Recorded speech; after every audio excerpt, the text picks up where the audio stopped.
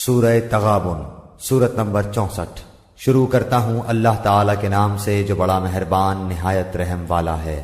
تمام چیزیں جو آسمانوں اور زمین میں ہیں اللہ کی پاکی بیان کرتی ہیں، اسی کی سلطنت ہے اور اسی کی تعریف ہے، اور وہ ہر چیز پر قادر ہے۔ اسی نے تمہیں پیدا کیا ہے، سو تم میں سے بعضے تو کافر ہیں اور بعض ایمان والے ہیں، اور جو کچھ تم کر رہے ہو اللہ تعالیٰ خوب دیکھ رہا ہے۔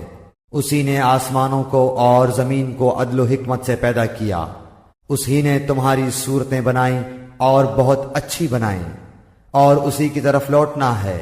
وہ آسمان و زمین کی ہر چیز کا علم رکھتا ہے، اور جو کچھ تم چھپاؤ اور ظاہر کرو وہ سب کو جانتا ہے۔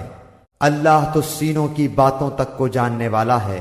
کیا تمہارے پاس اس سے پہلے کے کافروں کی خبر نہیں پہنچی جنہوں نے اپنے اعمال کا وبال چکھ لیا اور جن کے لیے دردناک عذاب ہے؟ یہ اس لیے کہ ان کے پاس ان کے رسول واضح دلائل لے کر آئے تو انہوں نے کہہ دیا کہ کیا انسان ہماری رہنمائی کرے گا؟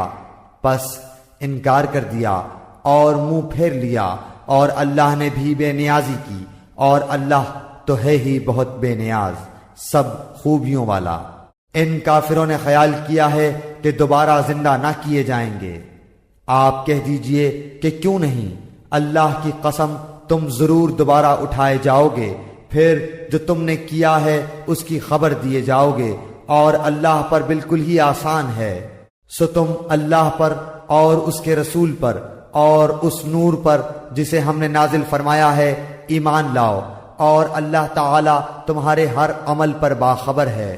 جس دن تم سب کو اس جمع ہونے کے دن جمع کرے گا وہی دن ہے ہار جیت کا، اور جو شخص اللہ پر ایمان لا کر نیک عمل کرے اللہ اس سے اس کی برائیاں دور کر دے گا، اور اسے جنتوں میں داخل کرے گا جن کے نیچے نہریں بہہ رہی ہیں، جن میں وہ ہمیشہ ہمیشہ رہیں گے۔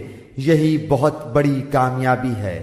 اور جن لوگوں نے کفر کیا اور ہماری آیتوں کو جھٹلایا وہی سب جہنمی ہیں جو جہنم میں ہمیشہ رہیں گے، وہ بہت برا ٹھکانہ ہے۔ کوئی مصیبت اللہ کی اجازت کے بغیر نہیں پہنچ سکتی۔ جو اللہ پر ایمان لائے اللہ اس کے دل کو ہدایت دیتا ہے، اور اللہ ہر چیز کو خوب جاننے والا ہے۔ لوگو اللہ کا کہنا مانو اور رسول کا کہنا مانو، پس اگر تم اعراض کرو تو ہمارے رسول کے ذمے صرف صاف صاف پہنچا دینا ہے۔ اللہ کے سوا کوئی معبود برحق نہیں، اور مومنوں کو اللہ ہی پر توکل رکھنا چاہیے۔ اے ایمان والو، تمہاری بعض بیویاں اور بعض بچے تمہارے دشمن ہیں، پس ان سے ہوشیار رہنا، اور اگر تم معاف کر دو اور درگزر کر جاؤ اور بخش دو تو اللہ تعالی بخشنے والا مہربان ہے۔ تمہارے مال اور اولاد تو سراسر تمہاری آزمائش ہیں، اور بہت بڑا اجر اللہ کے پاس ہے۔ بس جہاں تک تم سے ہو سکے اللہ سے ڈرتے رہو اور سنتے اور مانتے چلے جاؤ، اور اللہ کی راہ میں خیرات کرتے رہو جو تمہارے لیے بہتر ہے۔